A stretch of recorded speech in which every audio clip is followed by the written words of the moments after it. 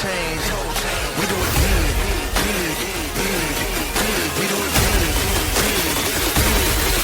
Big ol' flex, big ol' flex, big ol' flex, big ol' flex. Hey, big ol' rain, big ol' rain, big ol' change, big ol'. We do it big, big, big, big. We do it big, big, big.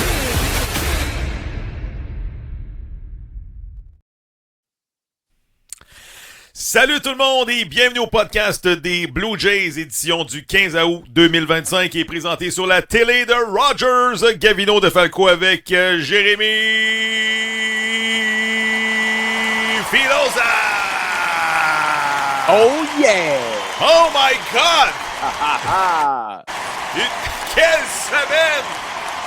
Des Blue Jays, encore une fois, un dossier. Bon, on l'avait dit, je l'avais prédit, 3 victoires, 3 défaites, mais ça a été des matchs, écoute, excitants. Philo, un tour de table rapide, parce que je te le dis, là, ça va être tout un show, beaucoup de faits saillants, des tableaux, des statistiques, de la moutarde, de la passion.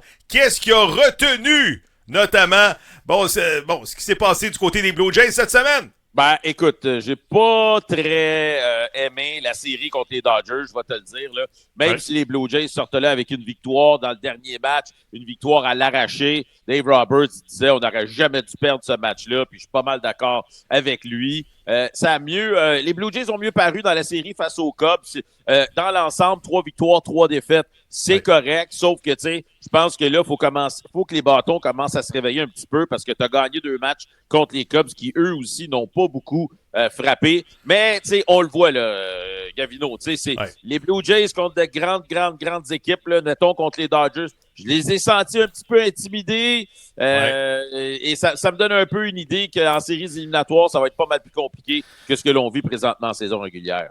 Moi, j'ai trouvé que ça ressemblait à du baseball d'octobre, là. C'est-à-dire, chaque lancé compte. On était loin de la série contre les Rockies du Colorado. Un massacre de 3 matchs, là. Surtout, le dernier match de la série contre les Dodgers, le dernier match de la série contre les Cubs, je dis, j'ai plus d'ongles. Donc, ceux qui rongent leurs ongles, là, ça a été ces genres de matchs-là. On regarde tout de suite, le tableau et les statistiques justement du classement de l'Est. Toronto est premier. 71 victoires, 51 défaites, une priorité de 5 matchs contre les Red Sox de Boston. Ça commence vraiment à sentir le championnat du côté des Jays. Des Yankees s'accrochent à 6 matchs et demi de la tête. Tampa Bay, Baltimore, c'est terminé. On pense déjà à l'année prochaine. 71 et 51, Philo. Est-ce que les Jays pourraient, premièrement, gagner le championnat de l'Est? Je pense que oui. Ce matin, ils ont des statistiques à peu près là, de 99% de participer aux séries éliminatoires. Et en troisième lieu, est-ce qu'une saison de 100 victoires est envisageable du côté des Jays? Il faudrait maintenir un dossier, je pense, de 29 victoires, 11 défaites. Écoute, il reste seulement 40 matchs à la saison. Là. 40, Philo! Ben, écoute, les Blue Jays ont quand même un calendrier très chargé devant eux. C'est une des équipes qui affronte les meilleurs clubs d'ici la fin de la saison. Si on faisait l'examen, on le fera pas parce qu'on n'a pas le temps, là. Entre le calendrier des Jays et le calendrier des Yankees, là, écoute, c'est pas comparable. Les Yankees ont vraiment un calendrier beaucoup plus facile d'ici la fin de la saison. Par contre, moi, il y a une chose qui m'intéresse, Gavino, c'est le classement général. Là, les Blue Jays sont un demi-match devant les Tigers de Détroit et ils se doivent de terminer premier dans la Ligue américaine parce que on voit les Blue Jays jouer au Rogers Center cette année. Ils sont pratiquement imbattables. Donc, si les Blue Jays peuvent sauter le premier tour et ensuite de ça, s'assurer l'avantage du terrain, au moins dans la Ligue américaine, parce que dans la nationale, on va se le dire, ils rattraperont pas les Brewers, mais ce serait vraiment, là, on se donnerait les meilleures chances pour se rendre loin, le plus loin possible en séries éliminatoires. Et les Jays à domicile, 40 victoires, 20 défaites. Exact. Et à tous les observateurs qu'on entend, ils disent justement, ça ressemble bel et bien à 2015, la saison magique avec les Encarnacion, Tulowitzki, Bautista. C'est ce genre d'ambiance-là présentement au Rogers Center. Là. Les joueurs jouent bien et c'est surtout là, la foule est debout en première manche, en 9e manche. C'est du baseball d'octobre actuellement à Toronto. Non, écoute, t'as raison de le mentionner. Là, tu joues contre les Cubs en milieu de semaine.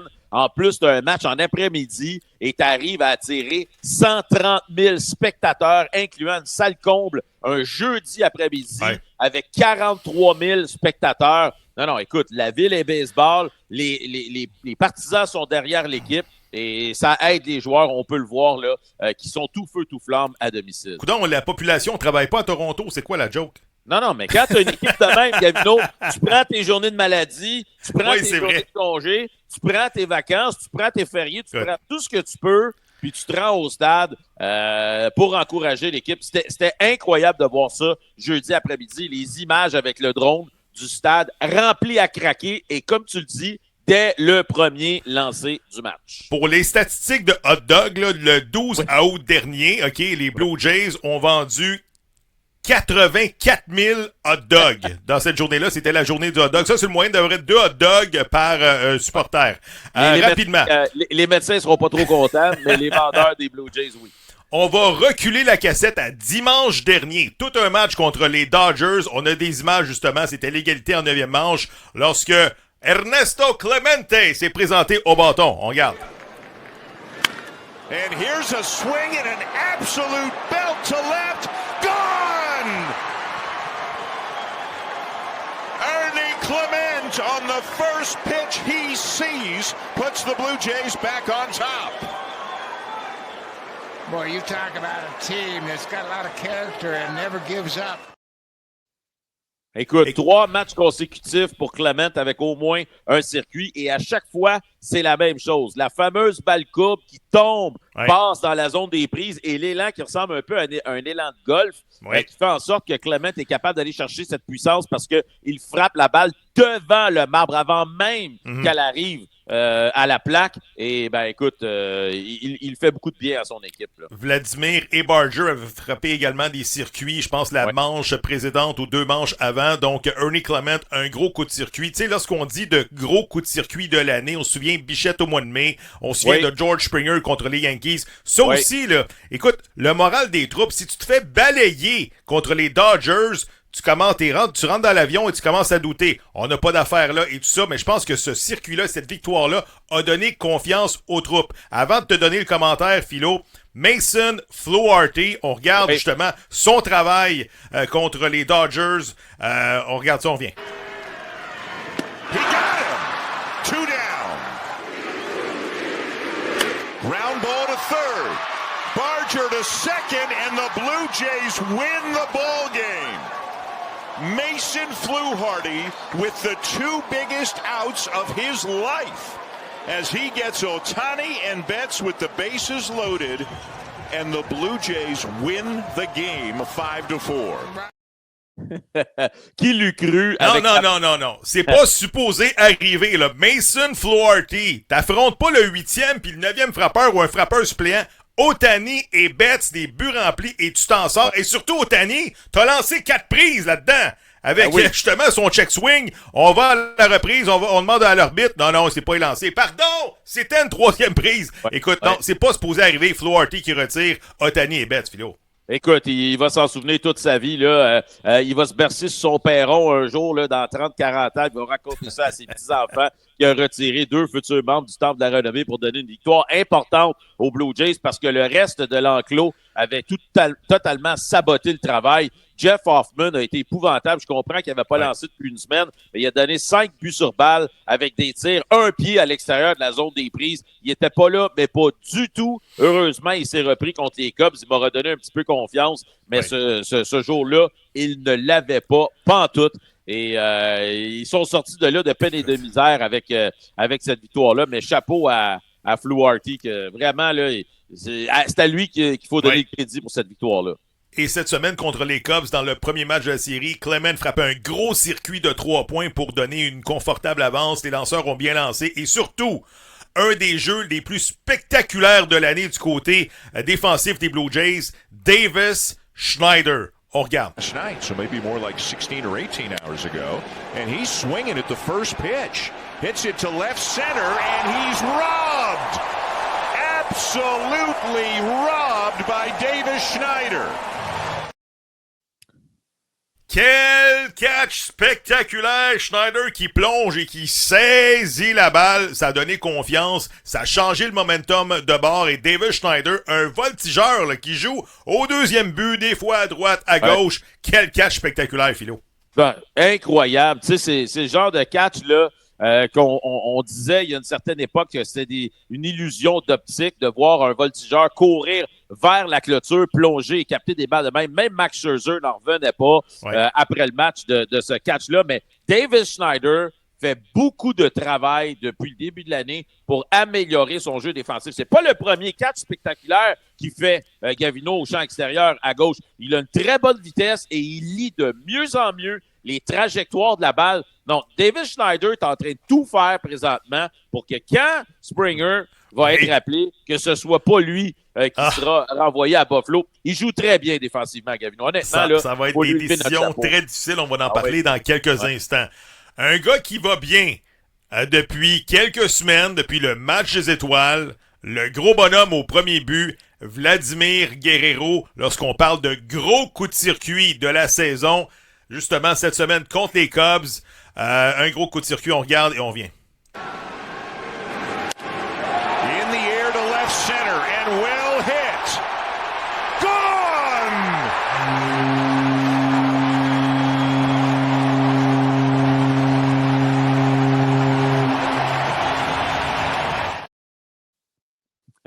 Monsieur Framboesa, Vladimir Guerrero, un duel de lanceurs hier entre les Cubs et Max Scherzer. Encore une fois, une performance incroyable de Scherzer. 7 manches plus, seulement donné 1 point. On va parler de la relève dans quelques instants. Mais Vladimir, c'est pour ça qu'on lui donne un contrat de 500 millions. C'est pour arriver avec The Game is on the line. Tu veux le voir, t'es meilleur contre tes meilleurs. Balle coupe qui reste suspendu. Probablement la seule erreur de ce lanceur-là dans ce match-là. Et bye-bye, 400 pieds plus loin, donne les devants aux Blue Jays. Et c'est des gros coups de circuit, des grosses présences au bâton de Vlad. Depuis la pause match des étoiles, on a des chiffres dans quelques instants, Philo. Ben écoute, je trouve sévère un peu erreur parce que c'est quand même un tir sur le coin extérieur bas et Vladimir se penche et va chercher cette balle-là avec le bout du bâton pour la tirer par-dessus la clôture du champ gauche. Ça prend un joueur très spécial pour frapper un circuit dans ces circonstances-là, mais je sais pas c'est quoi l'affaire avec Vladimir et les deuxièmes moitiés de saison, mais là, on le voit, il y a 20 circuits, il frappe en haut de 300. Depuis la pause du match des étoiles, comme tu dis, il est tout feu, tout flamme, et il va se retrouver encore une fois à la fin de la saison avec une très bonne année. Vladimir Guerrero. Je pense que tu as un tableau à nous présenter. Oui, on a un tableau. Regardez les chiffres de Vladimir Guerrero. Moyenne de puissance, 1174. Premier dans les majeurs depuis les 25 derniers matchs. Là. Moyenne de 386 au bâton. Premier dans les majeurs. Les coups sûrs de plus d'un but, 18. Premier dans les majeurs. Total de buts, 73. Il est premier. Et les points marqués au premier rang avec 22. Vladimir qui, ça sent bon pour la fin de la saison. Encore une fois, des coups de circuit importants, des jeux défensifs là, intéressants. Et, tu sais, c'est le leader présentement du côté des Blue Jays, puisqu'il y a eu des matchs, des passages à vide, et Vladimir a frappé des gros coups de circuit. Même au Colorado, il a connu une bonne série, un gros coup de circuit contre les Dodgers. Et pour moi, c'est le joueur de l'heure du côté des Blue Jays. Oui, il y a eu des Ernie Clement, des Barger, des Straw, des Kirk, mais tu veux voir Vladimir transporter l'équipe. C'est pour ça qu'on lui donne 500 millions. Ben, en fait, c'est ce qu'on pensait qu'on allait avoir cette année. C'est comme ça qu'on pensait que les Blue Jays allaient marquer des points, mais ça n'a pas été le cas pour la première moitié de la saison. Et là, on se retrouve dans des situations où c'est, Gavino, l'inverse. L'équipe au collectif ne frappe pas beaucoup de coups sûrs. C'est 5 coups sûrs seulement dans les 2 derniers matchs contre les Cubs au total. Mais un gros élan qui fait toute la différence, celui de Vladimir. Et Scherzer a dit après le match, j'étais sur le banc et je me disais, ah non, on va pas perdre ça 1-0, on va pas perdre ça 1-0. Ouais. Commande, les gars, commande. Et finalement, ben, Vladimir sort un gros circuit. Et regarde, petite parenthèse, je trouve ça vraiment particulier de voir Vladimir sur le terrain après le match donner l'entrevue en anglais au grand complet. Et quelques minutes plus tard, il rentre dans le vestiaire, il donne une entrevue aux journalistes. Et là, ça prend le traducteur parce que Vladimir ne comprend plus les questions. Je ne sais pas c'est quoi la chose, là, mais... Je sais pas si tu as vu ça passer. Pedro Martinez, des très bons mots à l'endroit de Vladimir Guerrero et des Blue Jays de Toronto sur les ondes du MLB Network. Pedro Martinez a mentionné Toronto, là, sont vraiment dangereux et ça commence à ressembler aux Red Sox de 2004 lorsque ils ont gagné la Série mondiale. L'enclos de relève. Oui. Hier, c'était un match, là, c'était une Game 7 des World Series. C'était un match très tendu et la relève a fait le travail. Scherzer a accordé un double lors de la 8e manche. Il est sorti, ovation debout. Brandon Little, Santander, également Jeff Hoffman, ils ont fait le travail. Parle-moi de cet enclos de relève-là. Écoute, il n'y a rien à voir avec l'enclos de relève du début de saison avec Chad Green, Eric Swanson, Paxton Schultz, là, t'es remplacé par Lou Varland qui lance à 100 000 à l'heure.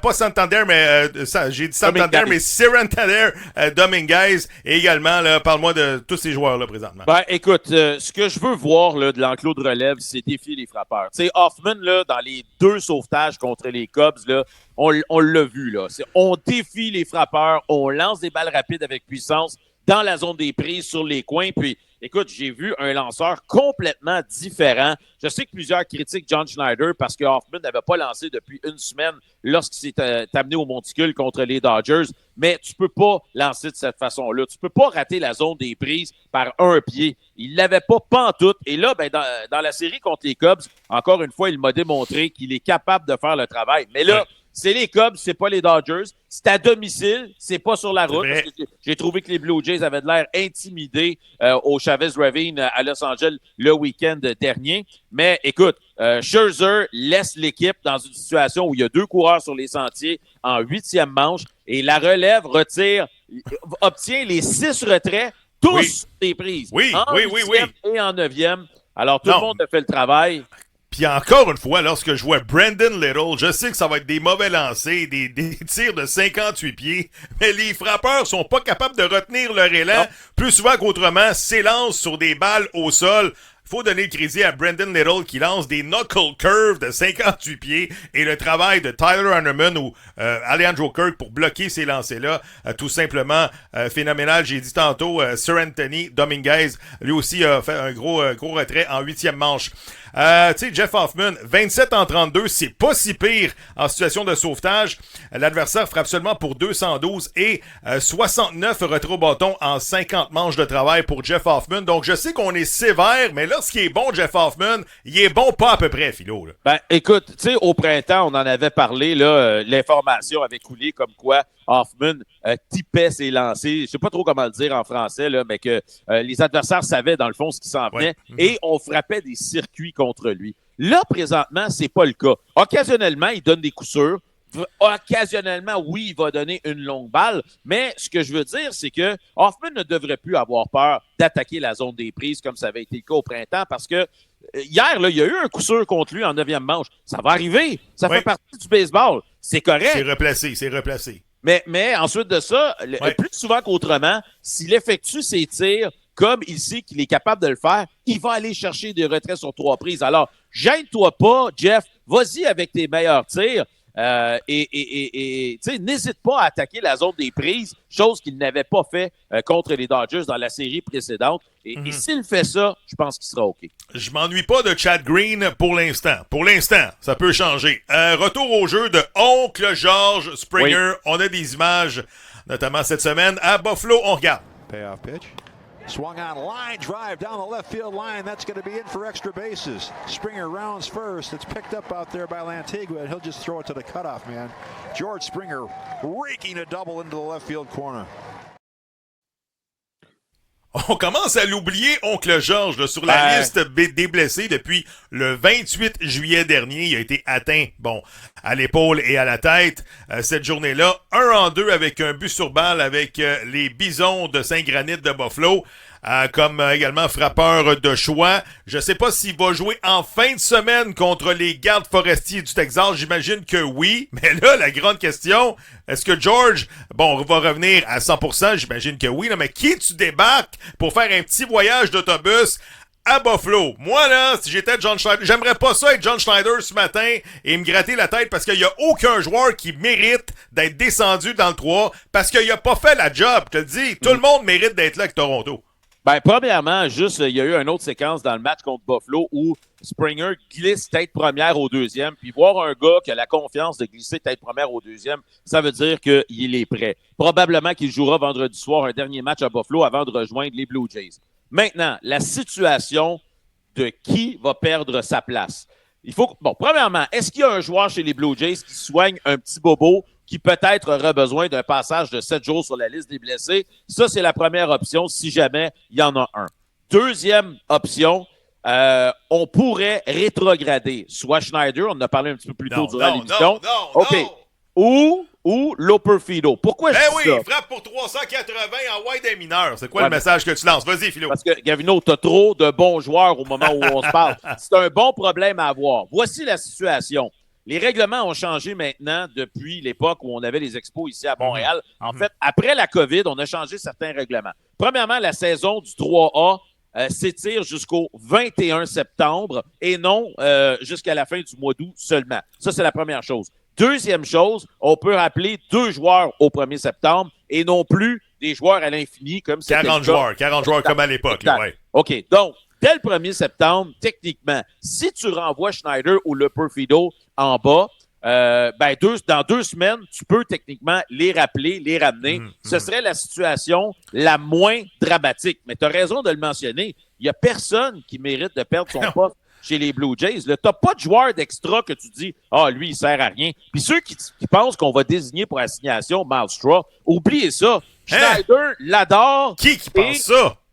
Qui pense ça? Myles Straw, si t'as besoin d'un amorti sacrifice, un vol de but, un gros jeu défensif, Myles Straw, c'est ton homme, là. Tu t'en souviens comment qu'on riait de lui au camp d'entraînement, on disait feu de paille. Là, maintenant, il est indispensable, Myles Straw. C'est avec des gars de même que tu gagnes, Philo. Ouais, défensivement, il est extraordinaire. À la plaque, il fait tout ce que l'entraîneur lui demande. C'est le meilleur coureur sur les sentiers des Blue Jays. Et oubliez pas qu'il est sous contrat pour l'année prochaine. Donc, c'est pas vrai que les Blue Jays vont le désigner pour assignation. Il va se faire ramasser par une autre équipe en 2 secondes parce qu'il connaît une saison incroyable. Très rapidement, encore une fois, Dalton Varsho, c'est des coups sûrs, des coups de circuit à la tonne. J'ai bien hâte de voir sa série contre les Rangers. Rapidement. Écoute, je suis un peu déchiré par rapport à Dalton Varsho et aussi Barger parce que je sais qu'ils amènent des éléments de puissance. Mais trop souvent, Gavino, dans la séquence, là, la dernière semaine, c'est des retraits qui ne produisent rien. C'est des retraits sur 3 prises et ça fait mal. Et ce n'est plus dans la philosophie des Blue Jays de jouer du baseball de cette façon-là. Heureusement, occasionnellement, les 2 gars sont capables de la traverser et de la mettre au bord de la carte. C'est bizarre parce que Ernie Clement, plus tôt cette semaine, on lui demandait l'amorti. Oui. il a manqué le signal et le tir suivant a frappé un circuit de 3 points. C'est ça les Jays cette année. Jeu défensif de Bichette et de Vlad. On regarde. Nico Horner. It's hit sharply. Bichette's got it. The long throw. The big stretch, and they got him.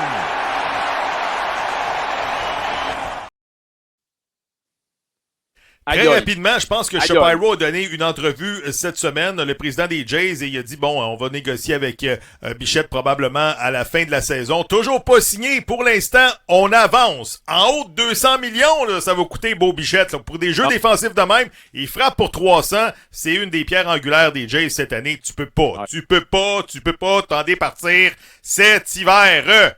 Tu peux pas perdre Beau Bichette, absolument pas. Puis moi, le commentaire du président cette semaine qui dit c'est pas le bon temps, tu sais, pour parler de contrat. Pourquoi? T'es au mois d'août, la date limite des transactions est derrière toi, tu peux plus faire de mouvement, les séries commencent pas avant 1 mois et demi. Pourquoi tu peux pas t'asseoir avec... Il veut pas que ça soit une distraction, j'imagine. Ouais, mais attends une minute, le Gavino. C'est parce que là, si les Blue Jays finissent premier, puis que Bichette connaît des séries éliminatoires extraordinaires, là, le prix va doubler. C'est ça qui va arriver, là. Alors, écoute, moi, ça me fait très, très, très peur. Ceci dit, Guerrero au premier but, aïe aïe, j'ai eu mal à mes parties intimes juste à le regarder effectuer le grand écart. Ça nous rappelle le gros chat, Andrés Galarraga à l'époque des Expos. Il est vraiment bon. Je serais même pas surpris qu'il gagne un autre Gandor au premier cette année, Vladimir. La rotation des partants, notre ami Justin Shane Bieber, qui est sur le point là, de revenir dans le grand club. Je pense que on va lui donner un autre départ au niveau 3A, mais il est sur le point. Là. Je te dis, il est en santé, il lance des 5 manches et 2 tiers, des 6 manches et tout ça, se fait plus ou moins frapper. C'est sûr qu'il va lancer au mois de septembre avec les Jays. Mais je te l'avais dit, si j'avais un match numéro 7 à gagner, Max, le pouce, Scherzer, c'est mon homme. Là. Les 4 derniers départs, là, tu t'en souviens de mémoire. Là. À Détroit, ça a bien été. Au Colorado aussi. Contre les Dodgers, il a exécuté seulement 1 ou 2 mauvais lancers. Et contre les Cubs, il a accordé un coup de circuit. Il est dans une zone présentement. Max Scherzer, c'est le Scherzer des Nationals de Washington avec son gilet bleu poudre des Expos. Je te le dis, Max Scherzer, excellente signature pour l'instant. Je sais qu'il n'y a pas 30 départs, puis il gagne 15 millions, mais l'inspiration et le leadership que ce gars-là amène, c'est débile. Oui, non, il est vraiment sur une pente ascendante. Ça a été son meilleur départ cette saison, celui contre les Cubs. 7 manches et plus pour lui. Bieber, après le départ de vendredi, normalement, devrait rejoindre l'équipe. Bon, voici les options pour John Schneider. On peut y aller avec une rotation à 6 lanceurs. Le problème, Gavino, c'est que dans les 4 prochaines semaines, les Blue Jays ont une journée de congé à chacune d'entre elles. Donc, ça veut dire que tu vas te retrouver avec des lanceurs partants qui vont lancer non pas aux 5 jours, non pas aux 6 jours, aux 7 jours. Et ça, c'est vraiment, vraiment pas idéal. Ouais. L'autre possibilité, c'est un gars comme Berrios qui a perdu un petit peu de vélocité sur ses tirs. Est-ce qu'il pourrait bénéficier d'un petit 7 jours sur la liste des blessés en disant, tu sais, muscle fatigue, tu sais, on pourrait utiliser ça comme excuse. Mais attention, Gavino, Berrios, là, dans toute sa carrière, écoute bien ça, jamais été sur la liste des blessés, n'a jamais raté un départ. Donc, est-ce que lui va accepter d'aller sur la liste des blessés? Mais, écoute, juste pour te dire, l'autre option, c'est d'envoyer quelqu'un dans l'enclos. Scherzer, on oublie ça. Mais non. Bieber, on vient d'aller le chercher dans une transaction à date limite des transactions. Oublie ça, c'est pas lui qui s'en va dans l'enclos de relève. Si t'envoies Lauer, c'est ton seul gaucher dans ta rotation. C'est vrai. Après ça, t'as Bassett, qui est joueur autonome à la fin de l'année. Peut-être que lui... Ah, mais non, tu peux pas le mettre en relève. Tu peux pas le mettre en relève. Il va bougonner. Ouais, mais il va juste bougonner jusqu'à la fin de l'année, puis après ça, il s'en va parce qu'il est joueur autonome.